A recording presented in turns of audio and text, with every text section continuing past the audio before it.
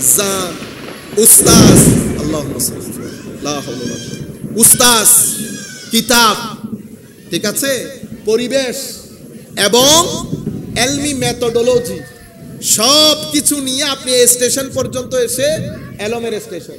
এভাবে লাহুম কুলুব, এভাবে অসংখ্য আয়াতের মধ্যে আল্লাহ কলবের কথা ঘুরিয়ে ফিরিয়ে বলেছেন। ঈমানের ক্ষেত্রে বলেছেন তাসদিক বিল কলব, তাসদিক বিল আকল না, মানে আমার ব্রেইন দিয়ে চিন্তা করে সত্যায়ন করার নাম ঈমান না। ঈমান সত্যায়ন করা হচ্ছে কলব বাতেনের, আকলের না। তো মওলা আকল দিয়ে এত কাজ করতেছি, কিন্তু ঈমানের ক্ষেত্রে আপনারা একটু দরুদ শরীফ পড়েন, আরো বন্ধ হবে। সালাতুন ইয়া রাসূলুল্লাহ আলাইকুম সালামুন ইয়া হাবিবাল্লাহ আলাইকুম तेरी नस्ल पाक में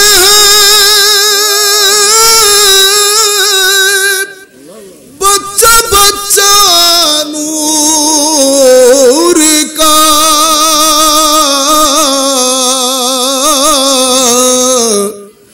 तू है आईने नूर तेरा सब घराना नूर का। सलातुन या रसूल अल्लाह अलैकुम সালামুন ইয়া আলাইকুম। আল্লাহ যা দেন আল্লাহর উপর খুশি, তবে ছাতা ইউজ করবো না, ভিজে ভিজে যাবো। আমিও বিজু অনারও ভিজেই, ঠিক আছে না? বহুত দূরত্ব নাইছি, শুধু হাসমি শাহ হুজুর দরবার হয়ে তার ফুসন নগরী হইতাম সাহায্য আনারে না, কমে যাবে না, কমিলেও বেশি অসুবিধা নাই তো। আল্লাহ দয়া করি যদি সমুদ্র তো ফেলাই তো অসুবিধা। আমি আপনাদেরকে বলতে চাচ্ছি তাসদিকুন বিল কলব, এটা উলামায়ে কেরাম ভালো জানেন, আমরা তো আর আলেম না। তাসদিকুন বিল আকল না, আকল দিয়ে আমরা গবেষণা করে একটা জায়গায় যেতে পারি, কিন্তু আকল দিয়ে বিশ্বাস স্থাপন হয় না। আকল বিশ্বাস ও বিশ্বাসের ধার ধারে না। আকল কি জিনিস? আকল আমি এটা ধরলাম, হাত দিয়ে ঠান্ডা লেগেছে, আকল বলতেছে ঠান্ডা, তো ধরার আগে বলেন নাই কেন? আমি ধরার আগে কথা বলি না কেন? তো যতক্ষণ না দেখি, না ধরি, না, বুঝতে পেরেছেন, শ্বাস নেই, এই কাজগুলা যতক্ষণ পর্যন্ত টেস্ট জিহ্বাতে না লাগাবো, লামস যতক্ষণ পর্যন্ত ছুঁয়ে না দেখবো, আমি বিশ্বাস, এই নূর, এগুলার ভিতরে আমি নাই। এটা এমনিতে উলামায়ে কেরাম, আমাদের মাদ্রাসার ছাত্র যারা, তারা বুঝবে, আমাদের কিছু ছাত্র মিত্র আছে। এই জন্য ওয়াহাবিয়তের ভিতরে মাদ্দিয়ত বেশি। ওয়াহাবিয়ত বুঝতে পেরেছেন? আমি কাউকে গালিগালাজ করার জন্য, এমনিতে একটা ফ্যাক্ট বলতেছি। ওয়াহাবিয়ত বুঝছেন তো? ওয়াহাবিয়ত মানে আমাদের যারা ওয়াহাবি আকীদায় বিশ্বাসী, এদের ভিতরে মাদ্দিয়ত বেশি। কি বেশি? জাগতিক মহব্বত নাই, ইয়েন নাই, উইয়েন নাই, ইমোশন নাই, লাভ নাই। কেন নাই? কারণ এটা যেই পানি দিয়ে ঢুকছে, যার নাম শেখ ইবনে তাইমিয়া, উনি মাহসুসাত ছাড়া, মানে পারসেপটিভ হওয়া ছাড়া, যতক্ষণ পর্যন্ত আমি হাতে মুখে নাকে দিয়ে না বুঝবো, ততক্ষণ পর্যন্ত আমি এটাকে জ্ঞান বলবো না। আহলুস সুন্নাহ ওয়াল জামার ক্ষেত্রে সেরকম না। আমরা বলতেছি আকল, আমরা বলতেছি সেন্স, আমরা বলতেছি আমার নবীর পক্ষ থেকে আনিত বিধান। এই তিনটা আমাদের মূল জিনিস। তা আমাদের এখানে লাভ, ইমোশন অনেক কিছু আছে, তাদের ওখানে ইমোশন, লাভ এগুলা নাই। সেই কারণে ইহুদিরা বলেছিল না, আল্লাহ তোমারে না দেখলে বিশ্বাস করব না, আল্লাহ তোমারে না দেখলে, তুমি আরিনাল্লাহ জাহরা হাত্তা নারাল্লাহ জাহরা, স্পষ্ট দেখলে তখন। তো শেখ ইবনে তাইমিয়ার দাদা শেখ ইহুদি এবং নিজের শেখ ইহুদি, তো ওনারা ইহুদিয়ত থেকে আকীদা ধার করেছেন। আমি আপনাদেরকে যোগ বলতেছি না, আপনারা আবার এটা মনে করেন আমি এমনি এমনি কথা বলে ফেলতেছি না, এমনি এমনি কথা বলতেছি না, এটা এই এগুলার মাধ্যমে পুরো পৃথিবীতে ছড়াচ্ছে। বুঝতে পেরেছেন? আমাদের ভাইরাও জানে না আসলে এখানে আকীদা কি। যদি জানতো ম্যাক্সিমাম লোকে আকীদা ছেড়ে দিত। ম্যাক্সিমাম লোক তাদের আকীদা জানেই না, জানলে আকীদা পোষণ করার কোনো সুযোগ নাই। আপনি কি বলবেন যেটা মানুষের জন্য সৌন্দর্য সেটা আল্লাহ সেই সৌন্দর্যের বেশি হকদার। যেমন হাত একটা সুন্দর জিনিস, তো হাত যেহেতু সুন্দর তো এটার বেশি হকদার আল্লাহ, সেই হেতু আল্লাহরও হাত আছে। নাউজুবিল্লাহ বলবেন না? ড্যাড হয়ে গেছে বৃষ্টি পরে না। আমরা ওই আকীদা, কারণ ঘুরে ফিরে কোথায় চলে যাচ্ছে? ম্যাটারের দিকে, ম্যাটেরিয়াল। সেই কারণে তাদের এই পুরা আকীদার কনসেপ্টের ভিতরে মহব্বতের কোনো স্থান নাই। ধরে দেখলে হবে, না দেখলে নাই। সেই কারণে কোরআনের মধ্যে রূপক মাজাজ, আমরা বলি না রূপক অর্থ, হ্যাঁ তুমি আমার চোখে চোখে রূপক অর্থ হইল না, অমুকের হত্যায় অমুকের হাত আছে, হাত এটা রূপক করতে হইল না। তো শেখ ইবনে তাইমিয়া উনি মাজাজ অস্বীকার করেছেন। তো মহব্বত সৌন্দর্যের জিনিস, সৌদি আরবের মধ্যে বালাগাত, ফাসাহাত, অলংকার শাস্ত্র পড়া এটা হারাম। তারা বালাগাত পড়ে না, অলংকার শাস্ত্র, বিউটি, মহব্বত এই জিনিসগুলো তাদের ভিতরে নাই কোনো কারণে। যাই হোক, আমি আপনাদেরকে বুঝাইতে যে জিনিসটা বুঝাতে চাচ্ছি সেটা হচ্ছে আকল না ধরলে, না দেখলে, না ছুঁইলে বিশ্বাস করে না। বুঝতে পেরেছেন? এই জন্য আকলের রাস্তা একটা, কলবের রাস্তা আরেকটা। বিশ্বাসের জায়গা কলবের ভিতরে, সেই কারণে নূরও আসে কলবের ভিতরে। নূর কোথায় আসে? কলবের ভিতরে। আকলের ভিতরে নূর আসে না, আকল ওই নূরে বিশ্বাসও করে না। আপনারা বুঝতে পেরেছেন? সেই কারণে কলবের মধ্যে, কলব যতক্ষণ পর্যন্ত তাসদীক করে না ততক্ষণ পর্যন্ত ঈমান হয় না। আমি আপনাদেরকে ছোট্ট একটা एग्जांपल দেই। দেখেন পবিত্র কোরআনের মধ্যে আল্লাহ বলেছেন না, ইন্নামা ইয়াখশাল্লাহা মিন ইবাদিহি আল উলামা। আমি মাদ্রাসার ছেলে যারা আছেন আল্লাহর ওয়াস্তে এই ফেসবুক টিপাটিপি বন্ধ করবেন। আমার ছাত্র বেটা যারা আছেন সবাইকে বলতেছি, বাসায় গিয়ে আজকে ইন্নামা ইয়াখশাল্লাহা মিন ইবাদিল উলামা এটা লিখবেন। লিখে ওখান থেকে প্রথমে ইয়াখশা, খাসিয়া বের করবেন। বের করে আগে খাসিয়ার অর্থ চেক করবেন, এরপরে চেক করবেন আরবির মধ্যে, কোরআনে পাকের মধ্যে যে তিনটা শব্দ ব্যবহার হয়েছে ভয় অর্থে, খাসিয়াত, খৌফ এবং ওয়াজল ব্যবহার হয়েছে না, এই তিনটা শব্দের অর্থ কি, তিনটা শব্দের মধ্যে পার্থক্য কি, তাইলে আপনি কোরআনের গ্রেটনেস বুঝবেন। যেই শব্দ যেখানে লাগানো দরকার পবিত্র কোরআন ওই শব্দ ওখানেই লাগিয়েছে। এখানে উপর নিচ হয়, যেখানে খৌফ সেখানে খৌফ, যেখানে খসিয়ত সেখানে খসিয়ত। তাইলে খসিয়ত বের হয়ে আসবে। খসিয়ত বের হয়ে আসার পরে ইন্নামা ইয়াখশাল্লাহ মিন ইবাদিহি আল উলামা। এবার আপনি উলামা নিয়ে গবেষণা করবেন। উলামা কারা? মাওলাই করিম কাদেরকে আলেম বলেছেন? পবিত্র কোরআনে আলেম আল্লাহর কাকে কাকে বলেছেন? এলম কাকে বলে? এলমের মধ্যে জাহের কোনটা, বাতেন কোনটা, এগুলা করলে 6 মাস আপনি ডিউটি দিতে পারবেন। ফেসবুক আর ইউজ করা লাগবে না। আমি জাস্ট আপনাদেরকে একটা গ্লিমস দেই, এগুলো আপনাদের জন্য বড় জরুরি। এগুলা না করলে যতই জানবেন তত মানুষ কি হয়, ডাউনওয়ার্ড হয়, তত মানুষের বাড়ে, জ্ঞান বাড়ে। আপনি যদি মাথায় রাখবেন এটা 224, এটা 2024, আল্লাহর ওয়াস্তে এটা মাথায় রাখেন। এটা মাথায় না রাখার কারণে আমাদের মাঠ একটার পর একটা বেদখল হয়ে যাচ্ছে। কেন বুঝতেছেন না? এটা 2024, কতগুলা ক্যামেরা লাগানো আছে। যারা আমাদেরকে শুনছে, যারা আমাদের কলেজ বিশ্ববিদ্যালয়ের ছাত্র, আমরা তাদেরকে কোন কথা বলবো কোন কথা বলবো না পুরা জিনিস যদি ফিগার আউট করতে না পারি ঝামেলায় পড়ে যাব না। মাদ্রাসার ছেলেরা যারা আছেন বর্তমানে, আপনারা পরবর্তীতে তাবলীগের কাজে আসবেন। এখন আপনারা যদি বিষয়গুলো ভালো করে রপ্ত না করেন তো বাজারের মধ্যে তো মারামারি লাগবে। কারণ এলম একটা শব্দ, জাহাল একটা শব্দ। জাহাল মানে কি বলা হয়? মূর্খতা। কি বলে? মূর্খতা। আবার এলম কিন্তু মূর্খতা না। তো এলমকে আপনি কি বলবেন? এলমকে আপনি অমূর্খতা বলতে পারতেছেন না। এলম মানে জ্ঞান। আমি আপনাদেরকে ছোট্ট एग्जांपल দিয়ে বুঝাই যাতে কিছু জিনিস আপনাদের মাথার মধ্যে আইডিয়া আছে, পরবর্তীতে আপনারা যাতে এটার উপর কাজ করতে পারেন। শুধু আপনারা ফজরের নামাজের টাইমটা শুরু করি 5টা থেকে 7টা, তাইলে জাহালও বুঝবেন, এলমও বুঝবেন। আমরা যখন নামাজ পড়তে উঠি অন্ধকার, ঠিক আছে? আচ্ছা, অন্ধকার, অন্ধ, হ্যাঁ, গুগলের মধ্যে গিয়ে বাংলা শব্দ এটার কি করবেন? সন্ধি বিচ্ছেদ করবেন, এটার ভাঙবেন। অন্ধকারকে অন্ধকার কেন বলে, তাইলে আপনি বুঝতে পারবেন জাহালকে জাহাল কেন বলে, জিহালত কেন বলে। অন্ধকার মানি আপনারা বসলে ভালো হইতো বুধই নাকি? হ্যাঁ আল্লাহ, তাইলে আমরা অন্য কোথাও চলে গেলে ভালো হইতো না, এখানে যাবে নাকি? তাইলে আমরাও দাঁড়াই করি নাকি? ঠিক আছে, আচ্ছা। অন্ধকার, অন্ধকারে কি কি হয়? প্রথম ভয়। অন্ধকারে কি লাগে?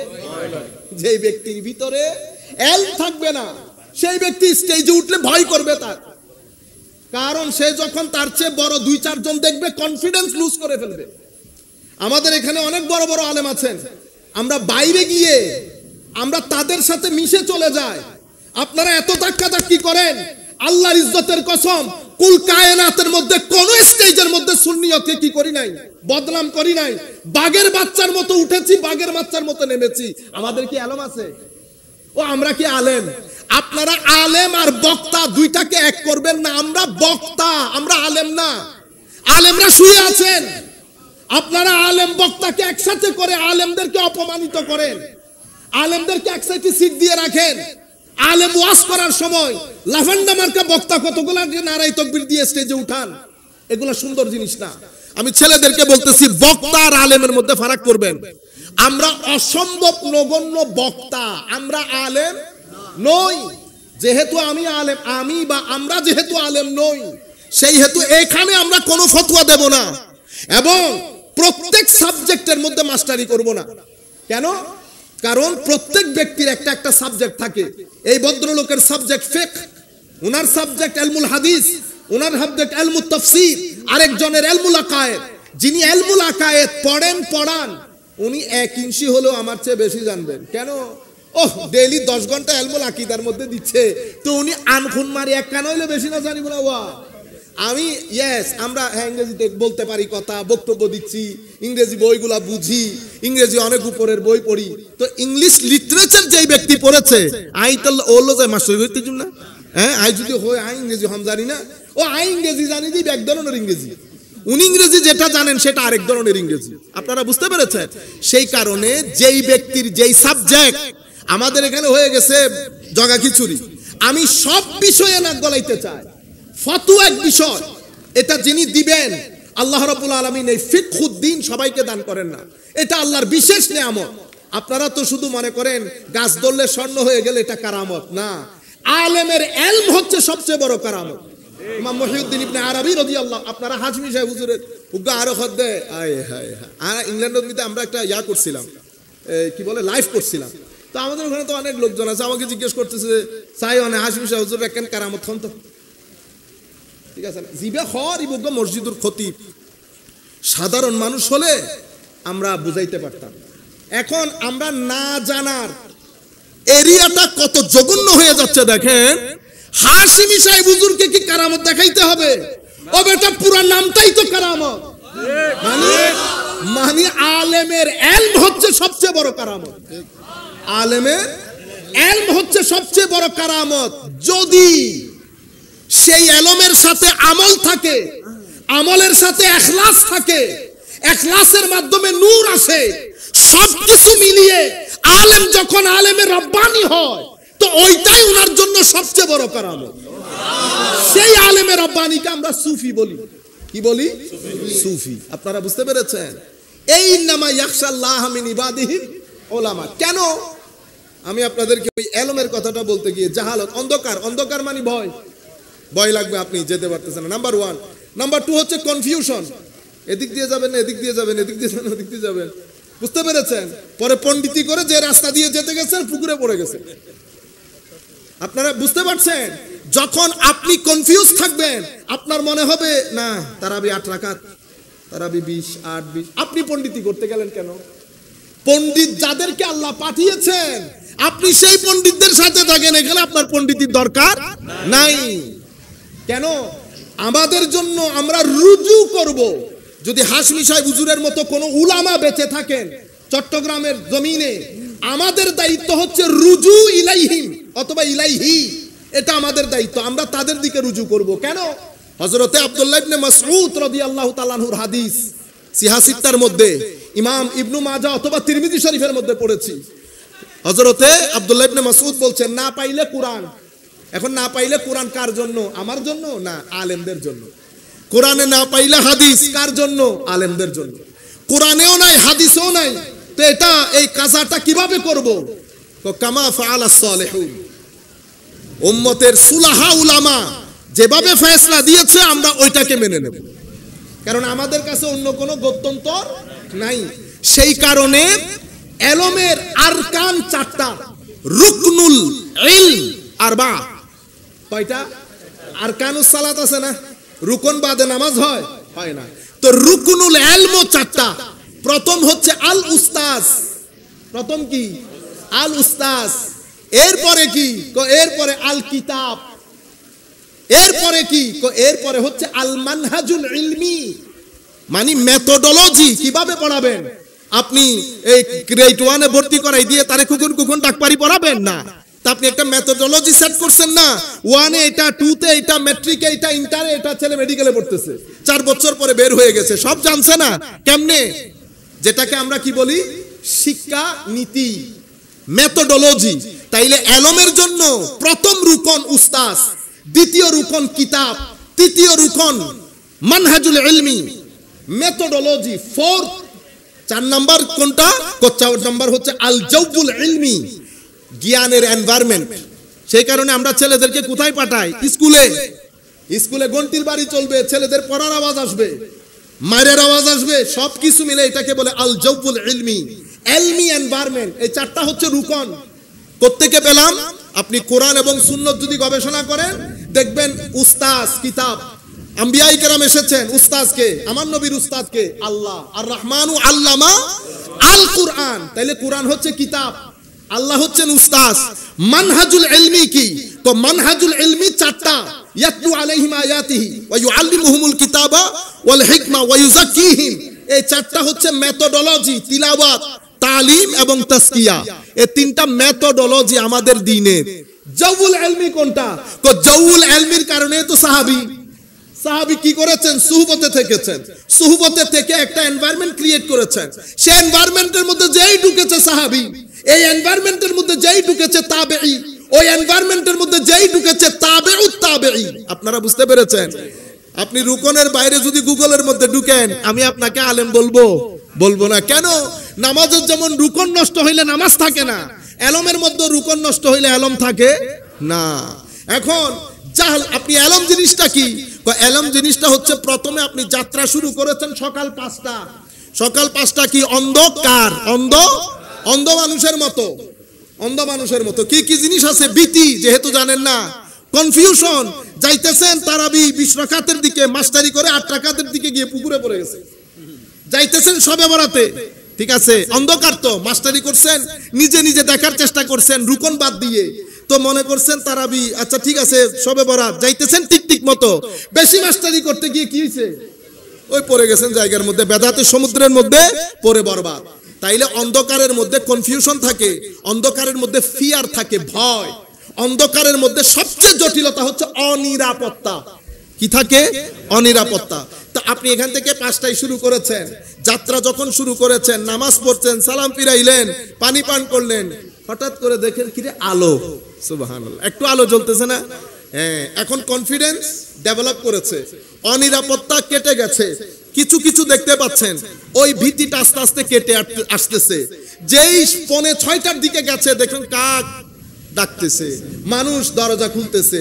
আস্তে আস্তে যখন 8টা বেজে গেল, সূর্য উঠে গেল, সব ফকফকানা। তাইলে এটা হচ্ছে পুরো একটা প্রসেস। জাহাল থেকে 8টা হচ্ছে এলম, 8টা কি? এলম। 5টা কি? জাহাল, মূর্খতা। তাইলে 5টার পরে 5:30টাকে কি বলবেন? জাহাল থেকে এলম পর্যন্ত এটা একটা সফর। এই সফরের মধ্যে একটা সিকার অফ নলেজকে, সালেককে, ছাত্রকে কিছু স্টেশন ক্রস করতে হয়। স্টেশন নাম্বার 1 আল ওয়াহাম, যেটা 5:30টা। ওয়াহাম মানে হ্যাঁ আমি এটা জানি না, কনফিউজড হইতেও পারে, না হইতে পারে। কনফিউশন বেশি কারণ অন্ধকারের মাত্রা বেশি। কনফিউশন কতটুকু? 80%। আলো 20%। এটাকে কি বলে? আল ওয়াহাম। আমরা ইংরেজিতে বলি ইলুশন, ডেলুশন। এটা you quite confused where to go, which way to go। এরপরে ওয়াহাম থেকে আপনি আস্তে আস্তে 6টা বাজতেছে, তো এরপরে আপনি দ্বিতীয় স্টেজের মধ্যে ঢুকেছেন শাক। শাক মানি আমরা বাংলাতে বলি সন্দেহ। কি বলি? সন্দেহ। সন্দেহ মানে 50-50, এটাও হইতে পারে, এটাও হইতে পারে। বাংলাদেশের এখন ম্যাক্সিমাম বক্তা ইল্লা মাশাআল্লাহ, ম্যাক্সিমাম বক্তার স্টেশন হচ্ছে শক পর্যন্ত। কি পর্যন্ত? শক। তো সন্দেহের মধ্যে উঠে যখন কথা বলবেন, এ মারামারি হবে, কাটাকাটি হবে, একজনকে তুলবেন, একজনকে নামাবেন, যাকে যেখানে বসানো দরকার সেখানে বসাইতে পারবেন না। মুস্তাহাব ফরজে উঠবে, ফরজ মুস্তাহাবে উঠবে। কারণ ফরজকে কোথায় রাখতে হয়, ওয়াজিবকে কোথায় রাখতে হয়, মুআক্কাদা কোথায় রাখতে হয়, সুন্নতে গায়র মুআক্কাদা কোথায় রাখতে হয়, মুস্তাহাব কোথায় রাখতে হয়, মুবাহ কোথায় রাখতে হয়, ফরজের অপোজিট হারাম কোথায় রাখবো, মাকরুহে তাহরিমি ওয়াজিবের অপোজিট কোথায় রাখবো, আল ইসাকে কোথায় রাখবো, মাকরুহে তানজিহিকে কোথায় রাখবো, আমি জানি না, আমি কনফিউজ। কেউ ওয়াহাম থেকে ওয়াজ করে, কেউ শক থেকে ওয়াজ করে। ওয়াহাম এবং শক থেকে কোন বান্দা যখন কথা বলবে, তখন সে বড় আলেম দেখলে কনফিউজড হয়ে যাবে। শুনে যদি আশেপাশে আলেম উলামা আছে, তখন সে হাসি ঠাট্টা করে কাটাই দেবে। কি ঠাট্টা করে? হাসি ঠাট্টা। কেন? কারণ মূল খেলোয়াড়, মূল জায়গার খেলোয়াড় না। এখন সাধারণ মানুষ কি বুঝবে? আপনারা বলেন না হুজুর আছে, হুজুর হই দূরিবে এলে, ধরেন আর ক্ষেত্রে ফুসের গজুন হুজুরিবে হই দিবে, দূরিবে আন বক্তা দে, অনত্য খারাপ লাগিয়ে দেয় না, খারাপ লাগিবে হতান ও জিয়েন হইয়েন ঠিক হই কিল্লাই। কারণ উনি কথা বলছেন এলমের স্টেশন থেকে, আপনি কথা বলতেছেন ওয়াহামের স্টেশন থেকে। ওয়াহামের স্টেশন থেকে সবাইকে বড় মনে হয়, সবাইকে বড় মনে হয়। কারণ আইবের হইদি ওয়া এই আটলান্টিক মহাসাগর বহুত বড় না, তো ইবে মানুষ ইবে আর ফুসর করে দিই নাই সত্য হতা হই দিয়ে গপ গপ্প মারি দি খদ দিলে ন, ইবে আর ফুসর করে দি আর আর এটা বিশ্বভারা দিগিতুন বড় হইব না, বুঝছেন না? জনের মধ্যে তখন 6:30-7টা বেজে গেছে, তবু একটা ভীতি থাকে, একটা নীরব রাস্তার মধ্যে মনে হয় যেন উপর থেকে কে চলে গেছে, ঠিক না? কেমন যেন একটা ভীতি, এটাকে জান বলে। জানের মধ্যে 80% আপনার সার্টেইনটি থাকে, নিশ্চয়তা থাকে, সন্দেহ থাকে 20%। এই জায়গার মধ্যে এসেও আমার আল্লাহ বলছেন ওয়া ইন্না জান্না লা ইউগনি মিনাল হককে শাইআ। হক বুঝতে চাইলে তুমি জন দিয়ে বুঝতে পারবা। এই জায়গার মধ্যে এসেও মা লাহুম বিহি মিন ইলম, আমার আল্লাহ বলছেন এই ব্যাপারে তাদের কোনো ইলম নাই, যা আছে সেটা জান। আমাদের এখানে আমরা মানুষকে কনফিউজ কেন করি? কারণ আমি জনের স্টেশন থেকে যখন কথা বলি, হাকিকত আমার জানা থাকে না। হাকিকত আমার এখন জনের সাথে যখন নফস যুক্ত হয়, জনের সাথে যখন নফস যুক্ত হয়, তখন তো এটা একটা যুদ্ধক্ষেত্র তৈরি হয়ে যায়। তখন আমরা কি করি দেখেন, আমরা আমাদের শ্রদ্ধাভাজন উস্তাদ, বাইরের উস্তাদ, আমাদের একজন উস্তাদ বর্তমানে যাকে ফকিহে মাসর বলে, মিশরের ফকি বলতো ইমাম শাফিঈকে রাদিয়াল্লাহু তাআলা আনহু। ইমাম শাফিঈর পরে ডক্টর আলী জুমা রাদিয়াল্লাহু তাআলা আনহু বলা যায়। ওয়া নাফা'না বিউলুমিহি ফিদ দারাইনি আমিন। এত উঁচু পায়ার আলেম, একদম আর্লি স্টেজে উনি ডিবেট করতে গেছেন কার সাথে জানেন? আলবানির সাথে। আমরা হলে মানি দরকার হলে মরবো, নাইলে মেরে আসবো, ঘটনা সেরকম না। ঘন্টার পর ঘন্টা ডিবেট করেছেন, অল্প বয়সে, তো আজকে না, অনেক আগের কথা। ডক্টর আলী জুমা এখনো আছেন। এখন তো আলহামদুলিল্লাহ আল্লাহ পাকের মেহেরবানিতে পৃথিবীর বিখ্যাত মুফতি, সমস্ত ফুকাহা যার দরবারে এসে বসে থাকে ইলমে খায়রাতের জন্য, ডক্টর আলী জুমা। তো এতক্ষণ ডিবেট করেছেন, আমাদেরকেও বলতেছেন, বুঝতে পেরেছেন? কোনো টেনশন নাই, মানি হুঙ্কার নাই। কেন? এলম মানুষকে নরম করে ফেলে, এলম মানুষকে উদার করে, এলম মানুষকে সমুদ্রের মতো করে। এলম চাই আমি যা জানি তুমিও তাহা জানো, আল্লাহ তোমাকেও তৌফিক দান করুক। এলম বারবার সুযোগ দিতে চায়, এলম কখনো প্লাস মাইনাস করে না। আপনারা বুঝতে পেরেছেন? আমি আপনাদেরকে যে জিনিসটা বলতে চাচ্ছি সেটা হচ্ছে, যখন এলম মানুষের ভিতরে আসে, কনফিডেন্স লেভেল ডেভেলপ হয়। এটা জান এতটুকুন পর্যন্ত এসে আমার আল্লাহ বলছে হাকিকত পাই নাই। এর পরের স্টেশনের নাম হচ্ছে নলেজ। নলেজ কি জিনিস? নলেজ হচ্ছে একটা অভিজ্ঞতা, এক্সপিরিয়েন্স। কিভাবে অর্জন করলেন? এই ওয়াহাম, শাক, জান, উস্তাজ, উস্তাজ, কিতাব, ঠিক আছে, পরিবেশ এবং এলমি মেথোডোলজি, সব কিছু নিয়ে আপনি এই স্টেশন পর্যন্ত এসে, এলমের স্টেশন, এতক্ষণ পর্যন্ত পর্যন্ত আপনাকে যে সহযোগিতা করেছে সেটার নাম কি? আকল এবং আপনার পঞ্চ ইন্দ্রিয়। এটাকে আমরা বলি এই পারসেপশন, মানে এই পারসেপশন থেকে শুরু করেছেন, কনসেপশন হয়েছে, অতঃপর নলেজ হয়েছে। বুঝতে পেরেছেন? আমাদের এখানে গোয়েন্দারা কি করেন? গোয়েন্দারা ইনফরমেশন কালেক্ট করেন, একটা দুইটা তিনটা 100-150টা কালেক্ট করেছেন। বাঁচতে বাঁচতে বাঁচতে পারসেপশন থেকে শুরু করে কনসেপশনে যখন পৌঁছিয়েছেন তখন 10টা আছে টেবিলে। কয়টা আছে? 10টা। যখন নলেজ পর্যন্ত পৌঁছিয়েছেন তখন আছে কয়টা? একটা। তাইলে বিশালতা থেকে কংক্রিট জিনিসের দিকে চলে যায়, যেটা আপনার কনফিডেন্স লেভেলকে ডেভেলপ করে। এই এলম থেকে এসে এখানে এতক্ষণ পর্যন্ত যে এলমের কথা বলেছি এটাকে বলে এলমে জালি। এলমে জালি। আমি এখন যে প্রকারভেদের কথা বলতেছি আমরা 2 মিনিটের মধ্যে শেষ করে দেব। যে প্রকারভেদের কথা বলছি এই কথা বলেছেন 3 জনই বলেছেন। আমাদের এখানে ইসলামিক ক্লাসিক্যাল সায়েন্সের মধ্যে 3 ব্যক্তি আছে বড় বড় মুতাসাদ্দিদ, ওই গণনার। কারণ আমি আমার গণনার তো আমাদের গণনার তো আছেই। আমাদের গণনার বললে আবার আপনারা বলবেন এটা আমাদের কথা না, আমাদের গণনা না। ইবনে তাইমিয়া, ঠিক আছে, ইবনুল কাইয়িম আল জাওজি, ইমাম শৌকানি, এই 3 জন হচ্ছেন জটিল প্রকৃতির আলেম, মুতাসাদ্দিদ যাদেরকে বলে। এই মুতাসাদ্দিদ আলেমের মধ্যে ইবনুল কাইয়িম বলেন আর ইমাম শৌকানি বলেন, সবাই বলেছে এলম 2 ধরনের, জালি, খাফি, প্রকাশ্য, অপ্রকাশ্য। প্রকাশ্য এলমের মধ্যে কি কি? যে প্রসেসটা আপনাদেরকে বলেছি, পারসেপশন লাগে, আকল লাগে, সবকিছু করেছেন। আচ্ছা, খাফি কোনটা? তো খাফির মধ্যে আকল নাই, কলব আছে। কি আছে? কলব আছে। তো খাফির এলম আসে কেমনে? কলবের বর্তন তৈরি করার মাধ্যমে। তো কলবের বর্তন তৈরি হয় কেমনে? নফসের বর্তনকে দুয়ার মাধ্যমে। নফসের বর্তনকে কেন দুইতে হয়? কারণ নফসে আম্মারা, এটাকে লাওয়ামা করতে হয়, এটাকে মুলহামা করতে হয়, এটাকে মুতমাইন্না করতে হয়, এটাকে রাদিয়া করতে হয়, মারদিয়া করতে হয়। একটা পর্যায়ে নফস যখন দুর্বল হয় তো কলবের বর্তনের মধ্যে নূর আসে। কলবের বর্তনের মধ্যে যখন নূর আসে তো আল্লাহ ওই কলবের বর্তনে এলমে খাফি রাখে। এলমে খাফি 3 প্রকারের হয়, এলহাম, কাশফ এবং এলমে লাদুন্নি। আপনারা বুঝতে পেরেছেন? একটা আকলের সাথে সম্পর্ক, একটা কলব বাতেনের সাথে সম্পর্ক। তো কলব বাতেনের মধ্যে যখন আলেমের কলবের ভিতরে, একটা তো আলেমের আকলের ভিতরে, আকলের ভিতরে পুরা কিতাব জমা হয়েছে, কলবের ভিতরে ওই কিতাবের নূর জমা হয়েছে। অতঃপর সেই কলবের বর্তনে আমার আল্লাহ যখন ওয়াল্লামনাহু মিন লাদুন্না ইলমা, আল্লাহর পক্ষ থেকে বিশেষ ইলমে লাদুন্নি দান করেন, সেই আলেম বয়সে যত ছোটই হোক তাকে সমস্ত উলামায়ে কেরামের মধ্যে বড় মনে হবে। আর এই আলেম যত বাড়বে, বয়স্ক হবে, আমি এতক্ষণ পর্যন্ত কথা যেগুলা বলছি সেই কথাগুলোর মধ্যে আপনারা এনারা 3 ভাইকে বসাইতে পারবেন। নুরুল ইসলাম হাশমি, আল্লামা আমিনুল ইসলাম হাশমি সাহেবকে, আল্লামা বজলুর রহিম হাশমি সাহেব, 3 ভাইকে রাখতে পারবেন। আমি এতক্ষণ পর্যন্ত আপনাকে যে কথাগুলো বলছি, হাশমি সাহেব হুজুর বসেছেন, আশেপাশে এত উলামা বসেছেন, কাকে বড় মনে হতো? বয়স্ক আলেম হাশমি সাহেব হুজুরের সামনে বসে নাই? বসেছে। কিন্তু আকলি এবং কালবি 2 এলম যখন সিনার ভিতরে জোয়ার তুলে তখন ওই ব্যক্তির কলব বাতেনের মধ্যে মাওলা কাশফ, এলহাম এবং এলমে লদুন্নির সমুদ্র বানিয়ে দেন।